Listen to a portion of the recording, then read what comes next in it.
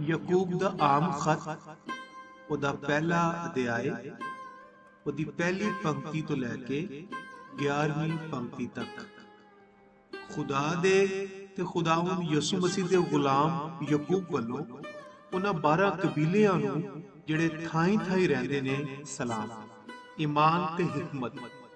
ਮੇਰੇ ਭਰਾਓ, ਜਦੋਂ ਤੁਸੀਂ ਕਈ ਤਰ੍ਹਾਂ ਦੀਆਂ ਅਜ਼ਮਾਇਸ਼ਾਂ ਵਿੱਚ ਪਵੋ, ਇਹ ਜਾਣ ਕੇ ਬੜੀ ਖੁਸ਼ੀ ਦੀ ਗੱਲ ਸਮਝਣਾ ਭਈ ਤੁਹਾਡੇ ਈਮਾਨ ਦੀ ਅਜ਼ਮਾਇਸ਼ ਸਬਰ ਪੈਦਾ ਕਰਦੀ ਹੈ, ਤੇ ਸਬਰ ਨੂੰ ਆਪਣਾ ਪੂਰਾ ਅਸਰ ਕਰਨ ਦਿਓ, ਤਾਂ ਜੋ ਤੁਸੀਂ ਪੂਰੇ ਤੇ ਕਾਮਿਲ ਹੋ ਜਾਓ ਤੇ ਤੁਹਾਡੇ ਵਿੱਚ ਕਿਸੇ ਗੱਲ ਦਾ ਘਾਟਾ ਨਾ ਰਹੇ।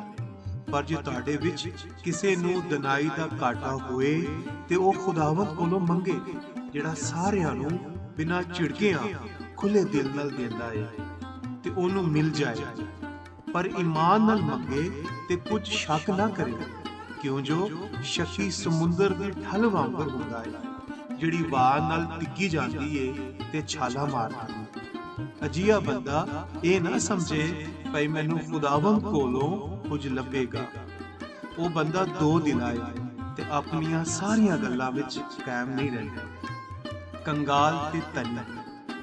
ਆਜਿਜ਼ ਭਰਾ ਆਪਣੇ ਉੱਚੇ ਦਰਜੇ ਉੱਤੇ ਫਖਰ ਕਰੇ ਤੇ ਦੌਲਤਮੰਦ ਆਪਣੀ ਨੀਚ ਹਾਲਤ ਉੱਤੇ, ਇਸ ਲਈ ਭਈ ਘਾਹ ਦੇ ਫੁੱਲ ਵਾਂਗਰ ਜਾਂਦਾ ਰਹੇਗਾ, ਕਿਉਂ ਜੋ ਸੂਰਜ ਚੜ੍ਹਦਿਆਂ ਹੀ ਲੋ ਵਗਣ ਲੱਗਦੀ ਏ ਤੇ ਘਾਹ ਨੂੰ ਸੁਕਾ ਦਿੰਦੀ ਏ, ਤੇ ਉਹਦਾ ਫਲ ਡਿੱਗ ਪੈਂਦਾ ਏ ਤੇ ਉਹਦਾ ਰੂਪ ਜਾਂਦਾ ਰਹਿੰਦਾ ਹੈ।